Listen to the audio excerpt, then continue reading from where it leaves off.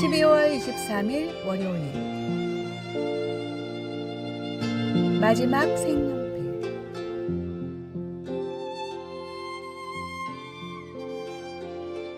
한 미술학원에서 그림 대회를 앞두고 아이들이 분주히 그림을 그리고 있었습니다. 민수는 가장 비싼 색연필 세트를 가지고 있었지만 친구들에게 한 자루도 빌려주지 않았습니다. 옆자리의 지아는 낡은 색연필을 쓰고 있었는데 하늘을 칠하던 중 하늘색 연필이 너무 짧아져 더 이상 사용할 수 없게 되었습니다. 지아는 울먹이며 그림 그리기를 포기하려 했습니다. 그때 건너편에 앉아있던 준호가 다가와 말했습니다. 지아야, 내 하늘색 연필 써. 하지만 이게 내 마지막 하늘색 연필이잖아. 괜찮아. 난 구름을 그리면 되니까. 대회가 끝나고 결과가 발표되었습니다. 민수의 그림은 입상하지 못했지만 준호와 지아는 나란히 금상과 은상을 받았습니다. 심사위원은 이렇게 말했습니다. 준호의 하얀 구름과 지아의 파란 하늘이 정말 아름답게 어우러졌네요. 이 이야기는 단순한 그림 대회 이상을 보여줍니다. 우리가 가진 것을 나눌 때 나눔의 사랑은 서로의 부족함을 채우며 더 아름다운 결과를 만들어냅니다.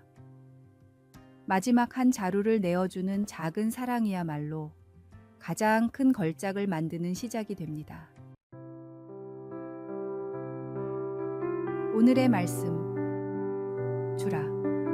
그리하면 너희에게 줄 것이니 곧 후이 되어 누르고 흔들어 넘치도록 하여 너희에게 안겨주리라. 너희가 헤아리는 그 헤아림으로 너희도 헤아림을 도로 받을 것이니라.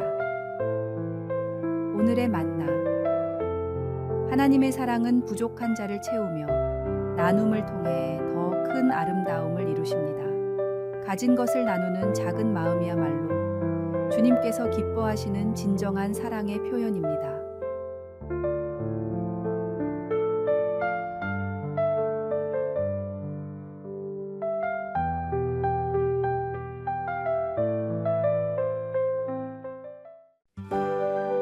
(12월 24일) 화요일. 트리의 기원과 빛의 의미. 크리스마스 이브에 마틴 루터는 깊은 숲속을 산책하고 있었습니다. 어둠이 짙게 드리운 숲에서 그는 한 나무가 찬란하게 빛나는 모습을 발견했습니다. 그것은 평범한 전나무였습니다. 그러나 가지 위에 소복이 쌓인 눈과 하늘 높이 떠있던 달빛이 나무를 비추며 눈부신 빛을 만들어내고 있었습니다. 루터는 그 순간 깊은 깨달음을 얻었습니다. 우리 인간도 저 전나무와 같다. 스스로는 초라하고 나약한 존재이지만 예수님이라는 밝은 빛을 받으면 세상에 아름다운 빛을 비추는 존재가 될 수 있구나. 루터는 이 가르침을 사람들에게 전하기 위해 자신의 거실에 전나무를 가져다 놓았습니다. 나무를 장식해 빛을 내게 한 후 찾아오는 사람들에게 이 깨달음을 전했습니다. 이것이 지금의 크리스마스 트리의 기원이라고 전해집니다.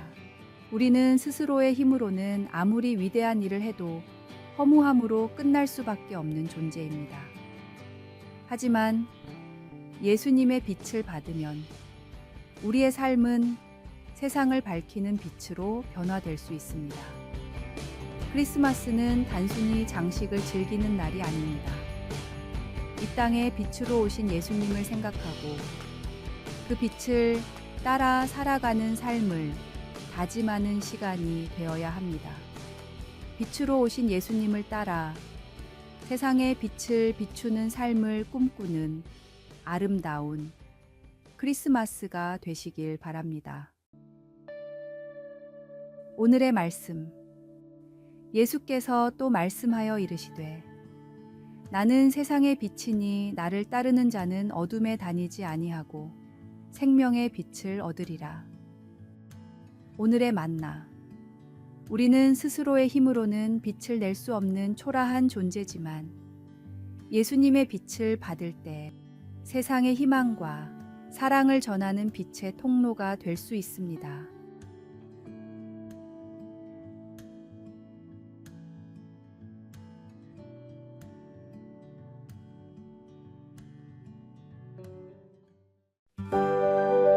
(12월 25일) 수요일 크리스마스의 기적 7600 통급의 메러디스 빅토리호 선장 레너드 라루는 피란민 1만 4천여 명을 태우기 위해 무기와 물자를 과감히 버렸습니다. 배의 수용 정원에 230배에 달하는 사람들이 탑승했지만 단 한 명의 사망자도 없이 안전히 거제도에 도착했습니다. 더욱 놀라운 것은 여정 중 5명의 새 생명이 태어났다는 사실입니다. 생명을 향한 희생이 만들어낸 크리스마스의 기적이었습니다. 이 이야기는 우리에게 중요한 진리를 일깨웁니다. 어떤 명분과 희생도 생명을 구하는 일보다 우선시될 수 없습니다. 우리를 구원하시기 위해 가장 높고 귀하신 예수님께서 가장 낮고 천한 곳에 가장 연약한 모습으로 이 땅에 오셨습니다. 성탄은 바로 그 사랑과 희생을 기억하는 날입니다. 우리에게 생명을 주신 하나님의 사랑을 감사히 누리십시오. 그리고 그 생명을 이웃과 나누십시오. 우리를 통해 또 다른 크리스마스의 기적이 나타나는 복된 성탄절이 되기를 축복합니다. 오늘의 말씀.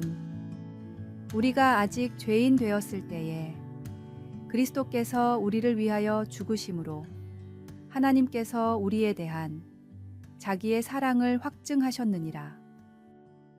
오늘의 만나. 생명을 위한 희생은 가장 위대한 사랑의 표현입니다. 예수님께서 우리를 위해 이 땅에 오신 것은 생명을 주고 풍성하게 하시기 위함입니다. 그 생명을 감사히 누리고 이웃과 나누는 삶으로 크리스마스의 기적을 이어가십시오.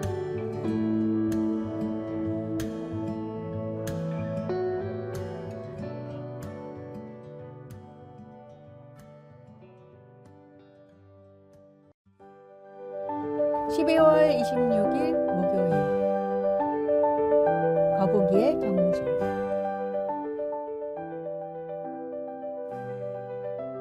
한 육상 지도자는 매년 새로운 선수를 선발할 때 독특한 시험을 냈습니다. 400m 트랙을 가능한 한 천천히 달리되 중간에 멈추거나 걸어서는 안 된다는 규칙이었습니다. 이 시험은 대부분의 선수들에게 이상하게 보였습니다. 왜 빨리 달리지 않고 천천히 달려야 하나요? 어떤 선수들은 속도를 참지 못하고 빨리 달렸고 어떤 선수들은 지루해서 걷기 시작했습니다. 그런데 한 소녀는 거북이처럼 느리지만 일정한 속도로 달렸습니다.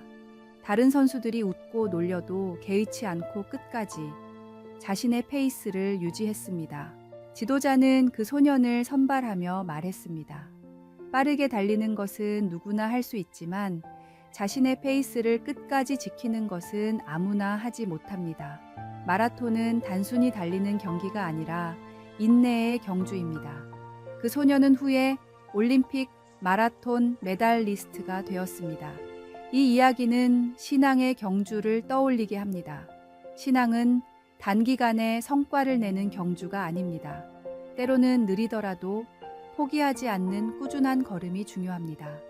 믿음의 길은 인내와 지속성으로 완성됩니다. 끝까지 자신의 걸음을 이어갈 때 우리는 결국 결승선에 도달할 것입니다. 오늘의 말씀. 이기기를 다투는 자마다 모든 일에 절제하나니 저희는 썩을 면류관을 얻고자 하되 우리는 썩지 아니할 것을 얻고자 하노라. 오늘의 만나. 신앙의 길은 한순간의 열정이 아니라 한 걸음씩 꾸준히 나아가는 인내의 여정입니다. 넘어질지라도 포기하지 않고 걸어갈 때 하나님은 우리를 결승선으로 이끄십니다.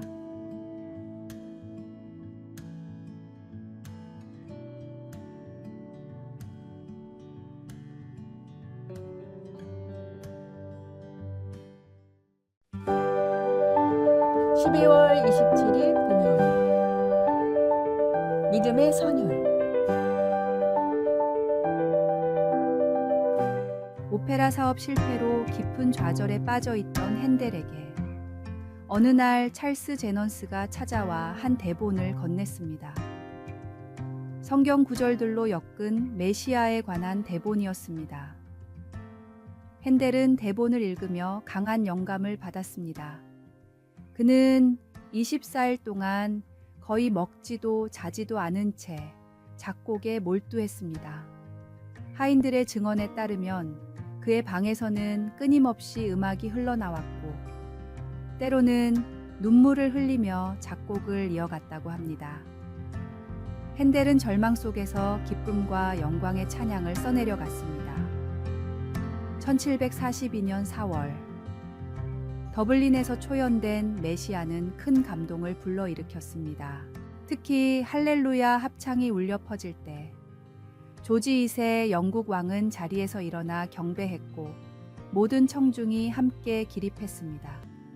그 이후로 280년이 지난 지금까지도 할렐루야가 연주될 때마다 사람들은 일어나 하나님께 경배를 표합니다.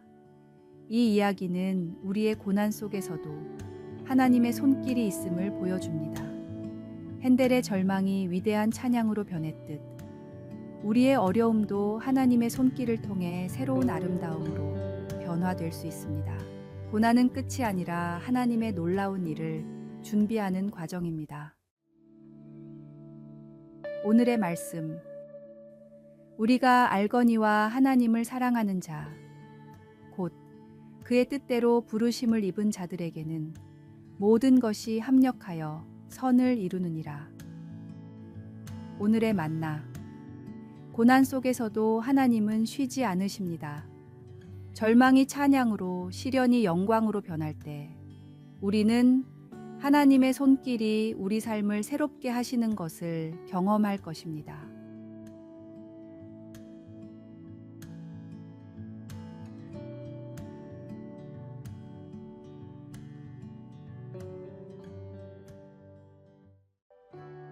아래의 빨간색 글자 구독을 누르시어 더 많은 전도의 열매를 맺으시기를 기도합니다.